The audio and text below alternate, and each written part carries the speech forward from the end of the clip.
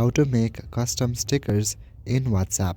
Hello everyone, in this video I'm gonna show you how you can make custom sticker on WhatsApp.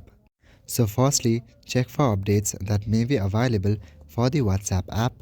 To check for updates, open App Store or Google Play Store on your device, search for WhatsApp, and if you see an update option, then click on it to update your app. Or else simply go back to your home page and open the WhatsApp application. After opening WhatsApp, go to the chat section and select the chat. In the chat section at the bottom, you will see a messaging bar. Also, there's a sticker icon right beside the messaging bar.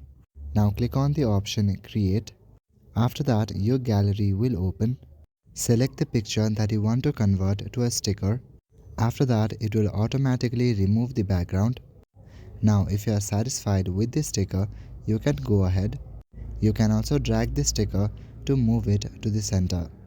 Now tap on the send icon at the bottom to send it to your friends. Once you send it, then the sticker will be saved in the sticker section. This way you can use it later. So that is it for this video. I will see you in the next one. Thank you.